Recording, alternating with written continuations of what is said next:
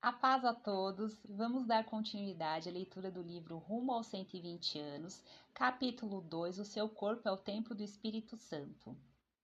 Medo. Elias teve medo e fugiu para salvar a vida. 1 Reis 19:3. Não nascemos com medo, nascemos com o instinto de sobrevivência, que é um mecanismo de resposta a estresse criado por Deus para vencer situações de perigo real. Na palavra, vemos que Deus não nos deu espírito de temor, mas de fortaleza e de amor e de moderação, segundo Timóteo 1,7. O funcionamento do nosso organismo é muito intrigante. Imagine que você está andando na rua e de repente avista um pitbull vindo em sua direção. O que vai acontecer? O seu organismo se prepara, as pupilas dilatam, a frequência cardíaca aumenta, seus músculos ficam tensos, seus pelos ficam eriçados para que você possa lutar ou fugir. As amígdalas cerebrais correspondem a uma região do cérebro responsável pelos instintos de sobrevivência. Elas desencadeiam todo esse processo ao ativar as glândulas adrenais, que produzem os hormônios do estresse. Agora, imagine que essas amígdalas têm um interruptor. Sabe o que está acontecendo com o interruptor neste mundo atual, no qual somos movidos por medo? Ele simplesmente não está desligando. A mensagem que sempre está lá no seu cérebro é perigo. Dessa forma, precisamos constantemente lutar ou fugir. Deus nos dotou com a capacidade de entrar na fase 2 do estresse, que é a fase em que relaxamos. Fomos projetados para lidar com situações de estresse. O problema, no entanto, é que hoje vivemos uma vida de estresse. O que foi criado por Deus criou para ser um mecanismo de proteção. Agora tornou-se algo prejudicial, pois não está mais de acordo com o padrão estabelecido por Deus. Aprendemos a sentir medo e então passamos a viver de acordo com esse padrão. No jardim do túmulo, o medo impediu Maria Madalena de reconhecer Jesus, fazendo com que ela o confundisse com o jardineiro. Nisso ela se voltou e viu Jesus ali, em pé, mas não o reconheceu. Disse ele: Mulher, por que está chorando? Quem você está procurando? Pensando que fosse o jardineiro, ela disse: Se o Senhor o levou embora, diga-me onde o colocou, e eu o levarei. Jesus lhe disse: Maria. Então, voltando-se para ele, Maria exclamou em aramaico: Rabone, que significa mestre. João 20:14. O medo distorce a visão que temos de nós mesmos, do outro e de Deus. Mas Jesus, com seu perfeito amor, lança fora todo o nosso medo. 1 João 4,18. Ódio. E o Senhor agradou-se de Abel e da sua oferta, mas não de Caim, nem da sua oferta. Por isso Caim ficou enfurecido, e o seu rosto mostrava seu ódio. Gênesis 4:4. Essa passagem traduz a mensagem que o ódio expressa: eu não consigo perdoar.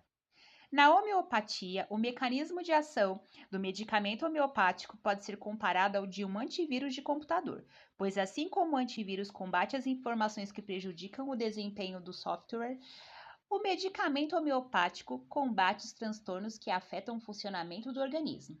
Existem vários tipos de transtorno: transtorno por choque, por culpa, por decepção, por ciúmes, mas um dos transtornos mais impactantes é a falta de perdão. O mecanismo utilizado para tratar esse transtorno é o natrum, que nada mais é que o sal. Então, quando Jesus diz: Vocês são o sal da terra, significa que nós fomos criados para desfazer as estruturas de ódio. Culpa.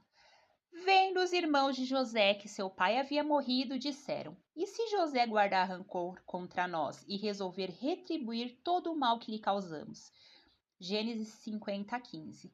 Minha culpa me sufoca, é um fardo pesado e insuportável. Salmos 38:4. Eu não posso ser perdoado. Esse era o sentimento que os irmãos de José experimentaram ao serem perdoados por José. A narrativa bíblica nos mostra que, embora eles tenham sido perdoados, não foram capazes de desfrutar o perdão recebido, pois carregavam consigo o peso da culpa. A passagem que se encontra em Gênesis 50:15 também apresenta um aspecto que merece a nossa atenção. A expressão guardar rancor, que também pode ser traduzida como raiz de amargura, no hebraico tem um significado com o qual já temos familiaridade: Satã. Em nosso cotidiano, o sentimento de culpa aparece em filmes, séries, livros, peças teatrais, programas televisivos, revistas, jornais, mídias sociais, como um padrão que move comportamentos e atitudes, determinando toda uma história de vida. Quantos relatos não ouvimos de pessoas que, mesmo tendo passado pelo novo nascimento, acham que não podem viver sem o fardo da culpa e assim baseiam suas vidas nela? Na verdade, se considerarmos a percepção que frequentemente temos de Deus, veremos que a maioria de nós ainda age com base na culpa e erroneamente acredita ser necessário fazer algo para que Deus nos ame. Quantas campanhas, propósitos, promessas, jejuns e outras coisas mais fazemos enquanto dizemos: vou obedecer para Deus me perdoar? No entanto, saiba que não é pela nossa obediência que somos amados por Deus, é pela obediência de Jesus, que, achado na forma de homem, humilhou-se a si mesmo, sendo obediente até a morte e morte de cruz. Filipenses 2:8. Pela graça recebemos a filiação divina e, como filhos, retribuímos com gratidão. Muitas vezes, nos relacionamos com o Pai acreditando que somos órfãos e precisamos conquistar o seu amor para sermos aceitos em sua casa. Com isso, continuamos vivendo com o peso da culpa, em vez de desfrutarmos o perdão conquistado na cruz por Jesus, que levou não só o fardo da culpa, mas todos os outros que estávamos condenados a carregar. Quando entendemos que não somos órfãos, mas filhos, podemos tomar a mesma atitude do filho pródigo, tomar o caminho de volta para o Pai. Levantar-me-ei, tomarei o caminho de volta para meu pai, e ao chegar lhe confessarei: Pai, pequei contra o céu e contra ti. Não sou mais digno de ser chamado teu filho. Trata-me como um dos teus trabalhadores. E logo em seguida, levantou-se e saiu na direção do pai. Vinha caminhando ele ainda distante quando seu pai o viu, e pleno de compaixão, correu ao encontro do seu filho e muito o abraçou e beijou. Então o filho lhe declarou: Pai, pequei contra o céu e contra ti. Não sou mais digno de ser chamado teu filho. Entretanto, o pai ordenou aos seus servos: Trazei depressa a melhor roupa, veste-o com distinção, ponde-lhe o anel de autoridade e as sandálias de filho. Também trazei o novilho gordo e o preparai. Comamos, façamos uma grande festa e regozijemo-nos. Lucas 15:18. Inferioridade. Mas, Senhor, como posso libertar Israel? Perguntou Gideão. Meu clã é o mais fraco de toda a tribo de Manassés, e eu sou o menos importante de minha família. Juízes 6:15. Podemos dizer que Gideão conviveu com essa raiz de inferioridade e que, como ele, muitos de nós nos escondemos atrás de desculpas e da autocomiseração. Já pensou em quantas situações você já deixou de viver ou não conseguiu realizar alguma coisa por causa dessa raiz? Quantas vezes não comparecemos a um evento ou lugar porque tal pessoa que nos faz sentir inferiorizados estaria lá? Ou, às vezes, algum tipo de bloqueio nos impede de fazer algo e começamos a suar frio e até sentir náuseas, vômitos ou diarreia, porque temos de lidar com o seguinte pensamento: eu não consigo, o que vão pensar de mim? O sentimento de inferioridade faz com que continuemos a pensar da mesma forma a qual estávamos condicionados. Ele funciona na via neural daquela rotina que nos escraviza e nos prendia a um padrão que já não é mais nosso, impedindo que vivamos. Filipenses 4:13. Posso todas as coisas por meio de Cristo que me dá forças. Precisamos nos libertar dessa prisão de inferioridade. Essa expressão é um termo associado à psicologia e refere-se a um estado mental no qual uma pessoa se sente persistentemente inferior, inadequada ou de menor valor em relação aos outros. Essa condição pode ser influenciada por vários fatores, como experiências passadas, comparação social constante, críticas excessivas ou baixa autoestima. Um exemplo de prisão de inferioridade pode ser observado em um ambiente de trabalho. Suponhamos que um funcionário tem uma ideia inovadora para melhorar um processo na empresa.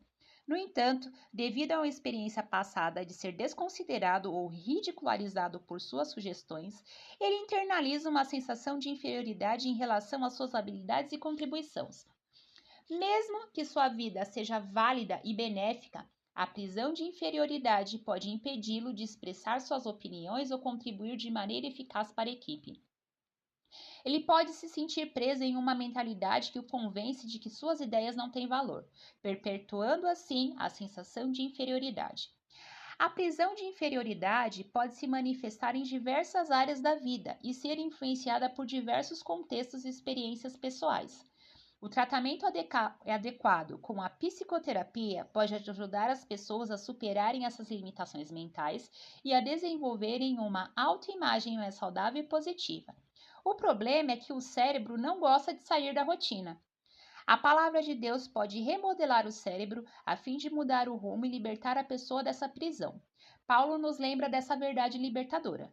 Bendito seja o Deus e Pai de nosso Senhor Jesus Cristo, que nos abençoou com todas as bênçãos espirituais nas regiões celestiais em Cristo. Efésios 1:3. Pois nascemos de novo e podemos viver a realidade de quem somos em Cristo Jesus em todas as áreas da nossa vida, como está escrito em Colossenses 3:12.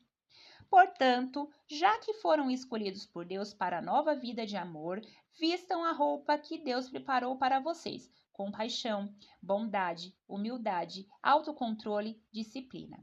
Sejam moderados, satisfeitos com o segundo lugar, rápidos em perdoar uma ofensa. Perdoe tão rápido e completamente quanto o Senhor os perdoou. E a despeito dos que mais vestirem, revistam-se de amor. O amor é a roupa básica de vocês para todas as ocasiões. Estejam sempre vestidos com ela. Que a paz de Cristo guarde vocês em sintonia uns com os outros. Nada de sair por aí fazendo o que quer. Cultivem a gratidão. Que a palavra de Cristo, a mensagem, esteja no controle de tudo. Deem a ela todo o espaço da sua vida. Orientem uns aos outros usando o bom senso. E cantem de coração para Deus. Que tudo na vida de vocês, palavras, ações e tudo mais seja feito no nome do Senhor Jesus, com ação de graças a Deus, o Pai, a cada passo do caminho. Talvez, por muito tempo, tenhamos vivido um cristianismo medíocre. Viver um cristianismo extraordinário significa viver o que a palavra diz. É ter acesso ao nome de Jesus e, por ser discípulos dele, experimentar a boa, perfeita e agradável vontade de Deus. Romanos 12:2. Não podemos nos contentar com o cristianismo medíocre, mas viver o cristianismo genuíno. Declare comigo esta verdade. Na autoridade do nome de Jesus, a qual tenho acesso porque eu nasci de novo e sou filho de Deus. Declaro que esses sinais me acompanharão conforme Marcos 16:17. Porque creio na autoridade do nome de Jesus. Eu expulsarei demônios e falarei novas línguas. Se porventura eu beber alguma coisa mortífera, não sofrerei dano algum. Pegarei em serpentes. Ao impor as minhas mãos sobre os enfermos, eles serão curados. Essa é a minha realidade a partir de hoje. Eu não me conformo com o padrão do mundo, pois desejo o padrão dos céus. Em nome de Jesus. Amém. Por que é importante declarar em voz alta? A Bíblia diz em Marcos 11:23, porque em verdade vos digo que qualquer que disser a este monte, ergue-te e lança-te no mar, e não duvidar em seu coração, mas crer que se fará aquilo que diz, tudo o que disser lhe será feito. A palavra também afirma em Provérbios 18:21, que a morte e a vida estão no poder da língua. Então, se você não declara a realidade liberada pela palavra, esta continua como uma semente. Sendo assim, como ela poderá germinar? Quando a raiz da inferioridade é arrancada, não importa quanto tempo havíamos permanecido na escravidão, pois através da renovação diária da nossa mente pela palavra, Romanos 12:2, somos capacitados a ver e vivenciar a nossa realidade com os olhos da fé. Deus abençoe a todos por essa leitura. Amanhã nós vamos continuar a leitura, iniciando o capítulo 3.